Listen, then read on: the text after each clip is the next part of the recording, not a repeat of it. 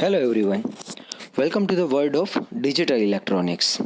આજે આપણે અમુક પર્ટિક્યુલર ટોપિક અથવા તો અમુક પર્ટિક્યુલર ટર્મિનોલોજીના ડિફરન્સ વિશે એટલે કે એના કમ્પેરિઝન વિશે વાત કરવા જઈ રહ્યા છીએ. પ્રીવિયસ લેક્ચરની અંદર આપણે ક્લાસિફિકેશન ઓફ મેમરી વિશે વાત કરી કે જેની અંદર આપણે મેમરીના બે પ્રકાર જેવા કે પ્રાઇમરી અને સેકન્ડરી મેમરી વિશે, આ ઉપરાંત પ્રાઇમરી મેમરીના સબટાઈપ એટલે કે રેમ અને રોમ વિશે વાત કરી. એ ઉપરાંત રેમના સબટાઈપ એસરેમ, ડીરેમ અને રોમના સબટાઈપ એટલે કે પીરોમ, ઇપીરોમ અને ડબલ ઇપીરોમ વિશે વાત કરી. તો આજે આપણે ખૂબ જ મહત્ત્વનું એક કમ્પેરિઝન કે ઘણીવાર પ્રશ્ન ઉદ્ભવતો હોય છે કે બંને પ્રાઇમરી મેમરી જ છે તો તેના મેજર ડિફરન્સ ક્યાં ક્યાં છે, એવી મેમરી રેમ અને રોમ વિશે આપણે વાત કરીએ. તો ખૂબ જ બેઝિક અને ખૂબ જ કોમન ડિફરન્સની જો આપણે વાત કરીએ તો બંને એક તો પ્રાઇમરી મેમરી તો છે જ, પરંતુ ડેટા રિટેન્શનને આધારે એનો જે ડિફરન્સ કરવામાં આવે છે તે ખૂબ જ મહત્ત્વનો ડિફરન્સ છે. એવું કહી શકીએ છીએ કે રેમ એક વોલેટાઇલ પ્રકારની મેમરી છે, જ્યારે રોમ નોન વોલેટાઇલ પ્રકારની મેમરી છે. વોલેટાઇલ મેમરી એટલે કે જેની અંદર પાવર સપ્લાય જો ફેલ થાય તો તેની અંદર ડેટા સ્ટોર થયેલો નથી રહેતો. એટલે કે આપણે કહી શકીએ a memory which could store the data as long as the power is supplied. તો રોમની વાત કરીએ તો રોમ નોન વોલેટાઇલ પ્રકારની મેમરી છે, એટલે કે એની અંદર પાવર સપ્લાય જો ફેલ થાય તેમ છતાં પણ ડેટા એની અંદર રિટેન થયેલો રહી શકે છે. એટલે કે કહી શકીએ આપણે a memory which could retain the data even when power is turned off. RAM એટલે આપણે સૌ જાણીએ જ છીએ કે રેન્ડમ એક્સેસ મેમરી છે, જ્યારે રોમ એટલે કે રીડ ઓનલી મેમરી છે. એના પછીના ક્રાઇટેરિયાની વાત કરીએ. ફર્સ્ટ ક્રાઇટેરિયા હતો ડેટા રિટેન્શન. એના પછીના ક્રાઇટેરિયાની જો આપણે વાત કરીએ તો એ છે વર્કિંગ ટાઈપ. તો વર્કિંગ ટાઈપની અંદર આવશે કે ડેટા જે રેમની અંદર રહેલો છે તેને ઇઝીલી રિટ્રીવ પણ કરી શકીએ છીએ અને ઓલ્ટર પણ કરી શકીએ છીએ. રેન્ડમ એક્સેસ મેમરી છે એટલે ડેટાનું રિટ્રીવલ અને ઓલ્ટરેશન બંને શક્ય છે. જ્યારે રોમની વાત કરીએ તો રીડ ઓનલી મેમરી છે, એટલે કે નામ પ્રમાણે ડેટા એની અંદર જે રહેલો હશે it can be only red. એમાં કોઈ પ્રકારનો ચેન્જીસ અથવા તો એનું રિટ્રીવલ કે કાંઈ નહીં થઈ શકે એની અંદર. એના પછી થર્ડ પેરામીટરની આપણે વાત કરીએ અથવા તો ક્રાઇટેરિયાની વાત કરીએ તો એ છે યુઝ. કે રેમ છે એનો મેજોરિટી ઉપયોગ એનો it is use to store the data that has to be currently processed by CPU temporary. એટલે કે ટેમ્પરરી સીપીયુ જે કંઈ વસ્તુની પ્રોસેસ કરે છે અત્યારે તેને સ્ટોર કરવા માટે રેમનો ઉપયોગ કરવામાં આવે છે.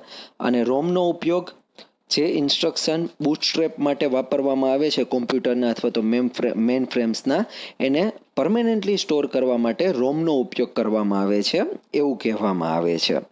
એના પછીનું ફોર્થ પેરામીટર છે સ્પીડ. રેમને હાઈ સ્પીડ મેમરી માનવામાં આવે છે અને એવું પણ કહેવામાં આવે છે કે ઘણીવાર રેમનો access time less than 10 nano second જેટલો હોય છે. જો એક્સેસ ટાઈમની આપણે વાત કરીએ તો કોઈ પણ પ્રોસેસ જ્યારે કરવામાં આવે ત્યારે કેટલું ઇમિડિયેટલી રિસ્પોન્ડ કરે છે સિસ્ટમ, એને એનો એક્સેસ ટાઈમ એવું કહેવામાં આવે છે. સ્પીડની વાત કરીએ રોમની અંદર તો રોમની સ્પીડ રેમ કરતાં ઘણી બધી ઓછી છે એવું માનવામાં આવે છે. મિત્રો, એનું એક કારણ એ પણ છે કે રોમની અંદર કેપેસિટરનો ઉપયોગ કરવામાં આવે છે અને આપણે સૌ જાણીએ જ છીએ કે કેપેસિટરની મદદથી જો કોઈ સર્કિટ બનાવવામાં આવે તો એ સર્કિટને પિરિયોડિકલી રિફ્રેશ કરવાની જરૂર પડે છે, માટે એ થોડું ટાઈમ કન્ઝ્યુમિંગ છે એવું કહેવામાં આવે છે. એના પછીના પેરામીટરની જો આપણે વાત કરીએ તો એના પછીનું પેરામીટર છે CPU interaction. CPU can access the data stored on it. CPU આની અંદર રહેલા ડેટાને એક્સેસ કરી શકે છે. And what about ROM? A CPU can not access the data stored on it unless the data is stored in RAM. એટલે કે રેમની અંદર જો ડેટા હશે તો સીપીયુની મદદથી એનું એક્સેસ કરી શકાશે, જ્યારે રોમની અંદર ડેટા હશે એનું સીપીયુની મદદથી ઇન્ટરેક્શન અથવા તો એક્સેસ નહીં થઈ શકે એવું કહેવામાં આવે છે. હવે વાત કરીએ એની સાઇઝ અને કેપેસિટીની. રેમ છે એની કેપેસિટી અથવા તો એની સાઇઝ વધારે હોય છે.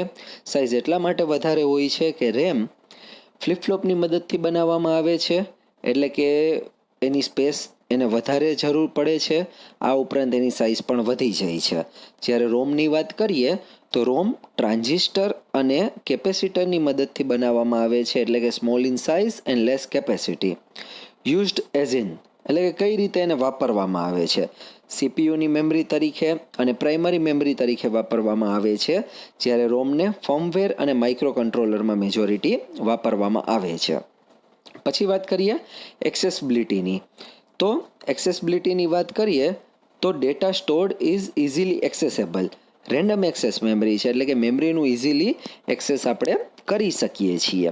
એના પછી વાત કરીએ રોમની, તો data stored is not as easily accessible as in RAM, એટલે કે રેમ જેટલો ઇઝીલી આપણે ડેટાને એક્સેસ નથી કરી શકતા.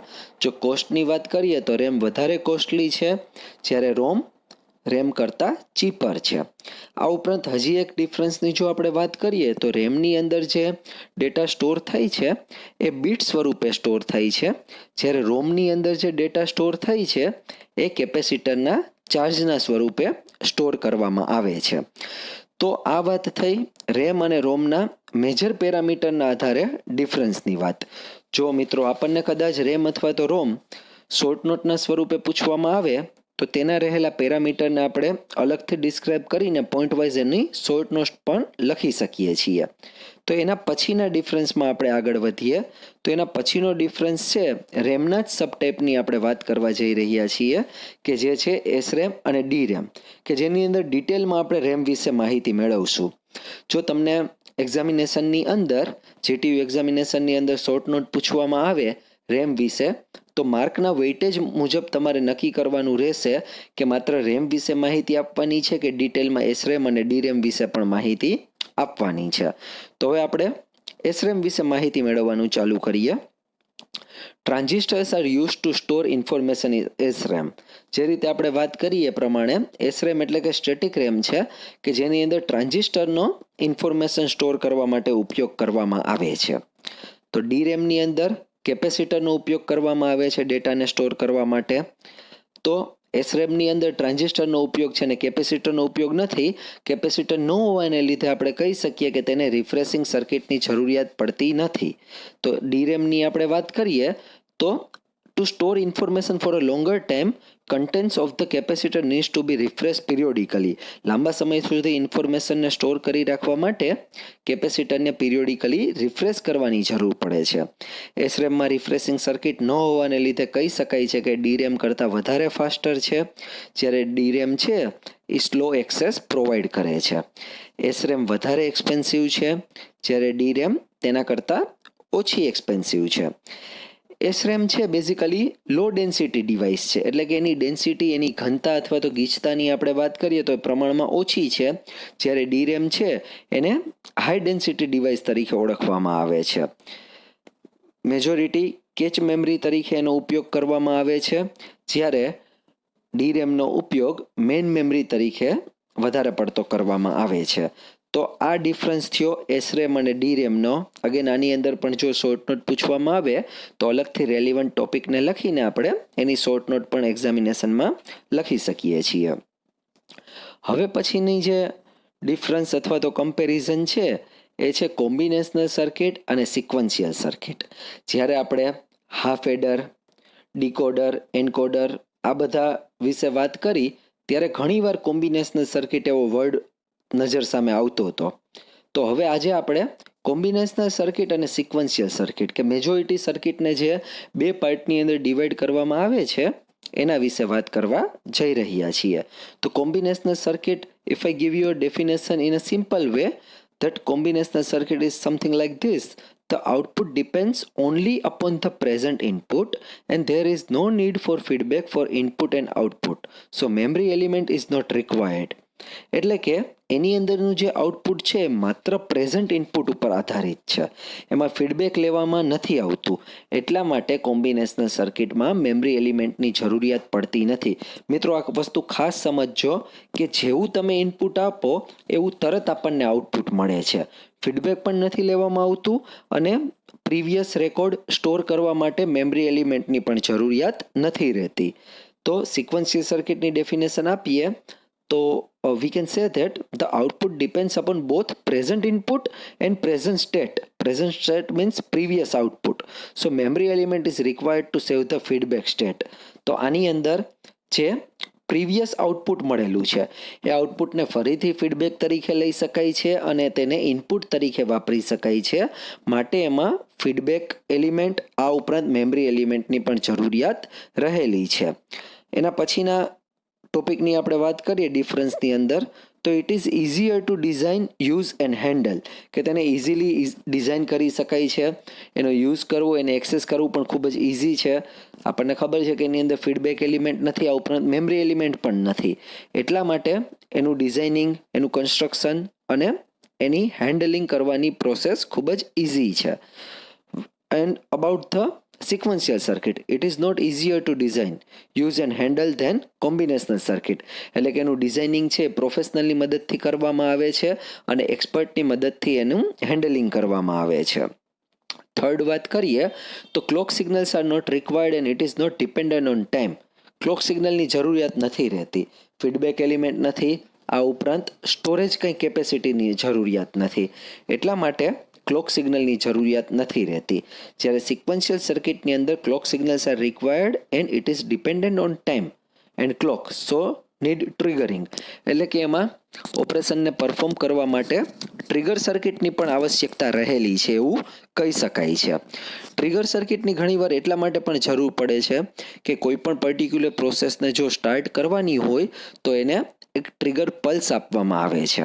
જો ટ્રિગર પલ્સ વિશે હું તમને થોડું બ્રીફ ઇન્ફોર્મેશન તમને આપું એના વિશે, તો ડિજિટલ વોલ્ટમીટરની જો આપણે વાત કરીએ અથવા તો ડિજિટલ ફ્રીક્વન્સી મીટરની આપણે વાત કરીએ તો મેમરીમાં રહેલા ડેટાને જો કાઉન્ટરમાં મોકલવાની જરૂર પડે ત્યારે ગેટ કંટ્રોલિંગ ફ્લિપફ્લોપની નેગેટિવ ગોઈંગ એજ ઉપર OS1 એટલે કે OS1 એક પ્રકારનું મોનોસ્ટેબલ મલ્ટી વાઇબ્રેટર છે, એ ખૂબ જ ઓછા સમય માટે એક પોઝિટિવ ગોઈંગ પલ્સ જનરેટ કરે છે કે જેની મદદથી મેમરીમાં રહેલો ડેટા કાઉન્ટરની અંદર જઈ શકે છે અને કાઉન્ટરનો ડેટા ત્યારબાદ આગળ જતા 7 સેગમેન્ટ ડિસ્પ્લેમાં ડિસ્પ્લે કરવામાં આવે છે, ડીકોડરની મદદથી એને ડીકોડ કરવામાં આવે છે. પરંતુ ફરીથી જો નવા ઓપરેશન માટે કાઉન્ટરને રીસેટ કરવાની જરૂર પડે ત્યારે OS1ની નેગેટિવ ગોઈંગ એજ ઉપર OS2 છે 102 એ રીસેટ પલ્સ જનરેટ કરે છે. એ પણ ખૂબ જ ઓછા સમય માટેનો એક પોઝિટિવ ગોઈંગ પલ્સ હોય છે કે જે ટ્રિગર થઈ છે ત્યારે, અને ત્યારે કાઉન્ટર છે એ રીસેટ થઈ છે. આ રીતે ટ્રિગર પલ્સ કામ કરે છે. તો એ વાત થઈ સિક્વન્શિયલ સર્કિટની અંદર ટ્રિગરિંગની. એના પછી ફોર્થ ટોપિકની આપણે વાત કરીએ તો ફોર્થ છે elementary building blocks are only logic gates, કે એની અંદર જે એલિમેન્ટરી બિલ્ડિંગ બ્લોક હોય છે એટલે કે આપણને ખબર જ છે એના એક્ઝામ્પલ્સની, adder, subtractor, decoder, encoder, multiplexer, demultiplexer. તો એના એલિમેન્ટરી એટલે કે મેઇન બિલ્ડિંગ બ્લોક છે એ લોજિક ગેટ રહેલા હોય છે ઇફ યુ રિમેમ્બર પ્રોપરલી. અને સિક્વન્શિયલ સર્કિટની અંદર વાત કરીએ તો એલિમેન્ટરી બિલ્ડિંગ બ્લોક્સ છે એ ફ્લિપફ્લોપ રહેલા હોય છે. ત્યારબાદ વાત કરીએ પાંચમા ટોપિકની કે this are faster logic circuit. Faster logic circuit છે. ફાસ્ટર લોજિક સર્કિટ એટલા માટે છે કે ફીડબેક એલિમેન્ટ અને મેમરી એલિમેન્ટ ન હોવાને લીધે એનું ટાઈમ કન્ઝપ્શન છે એ પ્રમાણમાં ઓછો રહેશે. એ પ્રોસેસમાં કોઈ એની ટાઈમની જરૂરિયાત નહીં પડે, એટલા માટે એના ઓપરેશન છે એ વધારે ફાસ્ટર છે એવું કહેવાય છે. And about the sequential circuit, this circuits are slower than combinational circuit. કારણ કે ઘણીવાર એવું બને કે જે આઉટપુટ મળે એ પ્રોસેસ થઈને ફીડબેક એલિમેન્ટ તરીકે ફરીથી ઇનપુટ બનીને આગળની પ્રોસેસમાં જતું હોય છે. આ ઉપરાંત મેમરી પણ હોવાને લીધે દરેક વખતે મેમરી ચેક કરવાની જરૂર પડે છે, એને લીધે પણ થોડો ઘણો ડિલે એની અંદર એડ થઈ છે. એટલા માટે કહી શકાય છે કે this circuits are slower than combinational circuit. તો હવે આપણે જો આના ઉદાહરણની વાત કરીએ કોમ્બિનેશનલ સર્કિટ અને સિક્વન્શિયલ સર્કિટના, તો કોમ્બિનેશનલ સર્કિટના એક્ઝામ્પલ્સ છે એડર, કે જેની અંદર બંને એડર આવી ગયા, હાફ એડર અને ફૂલ એડર. એના પછી સબટ્રેક્ટર. સબટ્રેક્ટરની અંદર પણ બે ટાઈપ છે, હાફ સબટ્રેક્ટર અને full subtractor. Then encoder, decoder, multiplexer, demultiplexer. આ બધા લોજિક ગેટની મદદથી જે સર્કિટ્સ બને છે આ બધી એ કોમ્બિનેશનલ સર્કિટની છે એવું કહી શકીએ એક્ઝામ્પલ્સ. અને સિક્વન્શિયલ સર્કિટની વાત કરીએ તો circuits which are made of flip flops. like you can say shift register, counters. These are the example of sequential circuit.